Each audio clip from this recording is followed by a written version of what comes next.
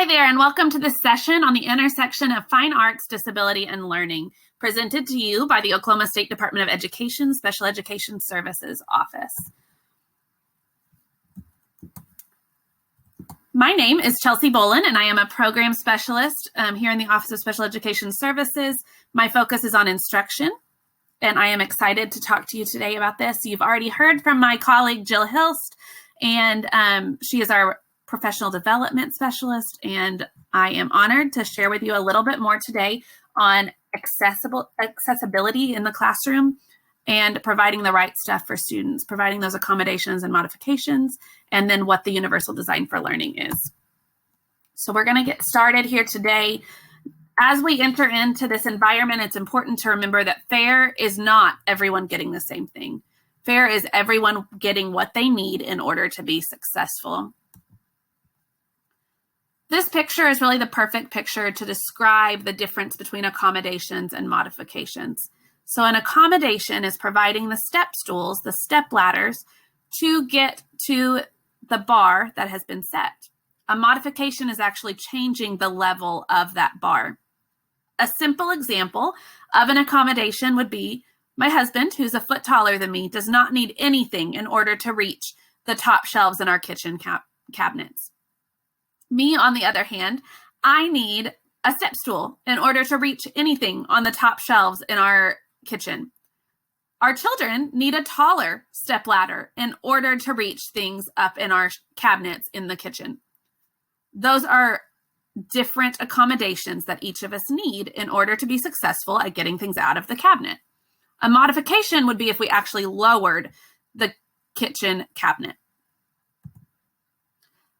So those accommodations, like I said, we are making things accessible. We are not changing the overall expectation. All you are doing is changing the format or procedure in which a student receives it to enable the student to participate in the gen ed curriculum. You are providing things such as assistive technology or changes in that presentation, response, timing, scheduling, and settings that don't fundamentally alter any of the requirements. They just help a student be able to be successful in that general education curriculum. They may involve supplementary aids and services as well. Examples would include Braille edition, large print, pencil grips, recording devices, note takers, computers with spell check. Those are just some examples. That is not an exhaustive list, just some basic examples. Modifications, on the other hand, do change the expectations for the individual compared to their typical peers. It's true changes in the curriculum for the student. Some examples would be fewer concepts to be mastered, different test questions, or material at a different reading level. Both of these, accommodations and modification, are done in response to student needs. They're reactive measures. We see the student, we see their need, we see their struggle, we change things as a result.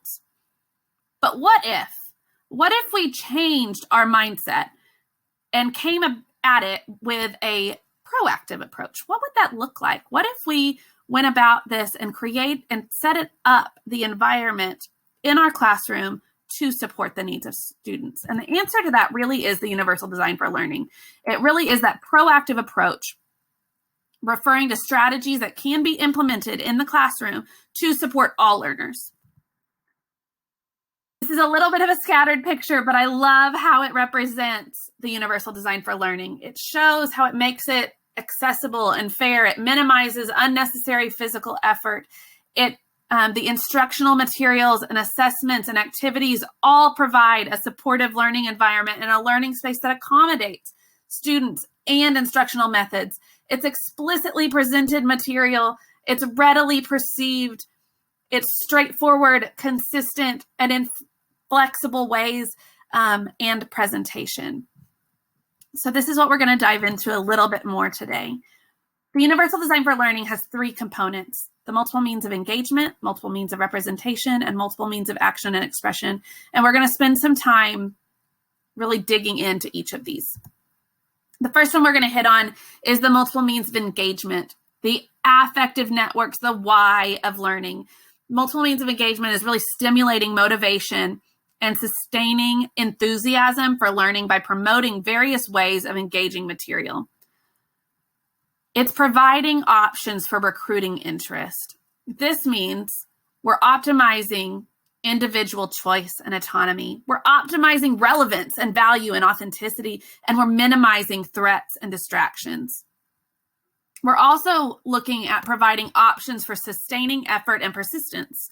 We're heightening the salience of goals and objectives. This means varying demands and resources to optimize challenge. We're fostering collaboration and community in the classroom, and we really are focusing on increasing mastery-oriented feedback. We also want to provide options for self-regulation when we talk about multiple means of engagement. And this is promoting expectations and beliefs that optimize motivation, facilitating personal coping skills and strategies, and developing self-assessment and reflection. The ultimate goal in multiple means of engagement is to have expert learners who are purposeful and motivated. So how do we do that? What does that look like in an environment? We really want to ask ourselves, how can I engage all students in my class? In what ways do I give students choice and autonomy? Asking, how do I make learning relevant to students' needs and wants? In what ways is my classroom accepting and supportive of all students? Some examples of this are surveying students about their interests and using that in your classroom, finding their strengths and needs and incorporating those findings into your lesson, using choice menus for working towards goals, and stating learning goals clearly and in a way that feels relevant to students.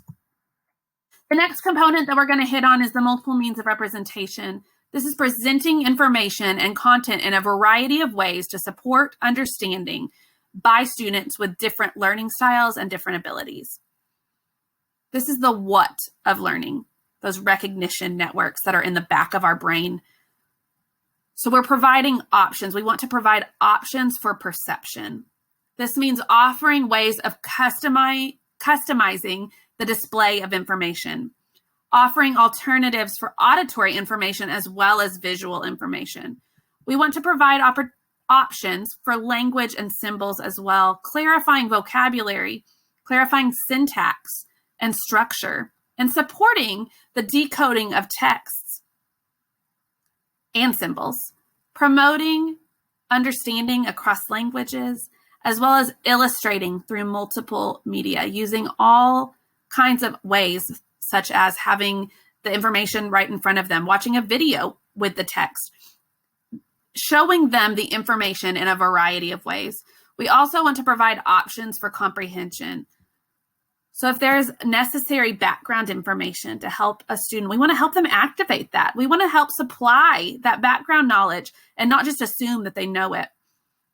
We want to highlight patterns and critical features and big ideas and relationships. And we want to guide the processing and visualization to help maximize the transfer and generalization of the content. In order to do this, we must ask ourselves, how can I present information in ways that reach all learners? Have I considered options for how printed text, Have I considered options for how printed text, pictures, and charts are displayed? What options do I provide for students who need support engaging with text and with auditory learning? Some examples of ways to do this are making it easy for students to adjust the font sizes and the background colors through technology. We have so much technology at our hands today. Let's use it to help students represent that information well. Let's provide options for engaging with text, such as text-to-speech, audiobooks, and partner readings. Those are all excellent ways to use multiple means of representation. Our third and final component is the multiple means of action and expression. This is the strategic networks at the front of our brain, the how of learning. It means offering options for students to demonstrate their learning in various ways allowing choice for the assessment type. We want to provide options for physical action, varying methods for response and navigation, and optimizing access to tools and assistive technologies. We want to provide options for expression and communication. We want to use multiple media for communication and multiple tools for construction and composition to build those fluency with graduated levels of support for practice and performance to make sure that we're hitting everyone where they need that support. We want to provide options for executive functions as well, guiding appropriate goal setting, supporting planning and strategy development, and facilitating management of information and resources, and enhancing that capacity for monitoring the progress, because ultimately we want expert learners who are strategic and goal-oriented. So how do we do that? This is by asking the question, how can I offer purposeful options for students to know what they know, to show what they know? When can I provide flexibility in timing and pacing? You want to ask, have I considered methods aside from paper and pencil tasks for a student to show what they know? If a student can wrap information to you and tell you all of the content in a wrap, then they know it. You don't have to have a paper pencil task to show you what a student knows. Are you providing students access to assistive technology? Some examples of this would be providing calendars and checklists to help students track the subtasks for meeting a learning goal, allowing students to show what they know in a variety of formats, such as poster presentations or graphic organizers. We want to provide students with access to common assistive technology as well, such as speech to text and text to speech. Ultimately, we must remember that inclusion is not simply about physical proximity. It's not the same to just have a student sitting in the class at the back of the classroom, not participating in the content. It's really about intentionally planning for the success of all students in the classroom. As we come to an end today, we really want to say thank you to all of these artists that are out there who really do give of their time and efforts to make a difference in the lives of individuals with disabilities. All of these studios and artists are pouring in to students and individuals with disabilities, and it's just an amazing thing that they're doing. So we want to say thank you. If you have not heard of some of these, please take time to dive in and to look into some of these art studios and companies and artists in general, and look at what they're doing, because it's amazing. Our resources for today are listed here on the screen. We are thankful that we have had this time with you, and we would love to hear from you if you have additional questions or concerns. Our phone numbers and emails are up on the screen. Please let us know if we can help you further, and best of luck as you create inclusive environments in your field. Have a wonderful day.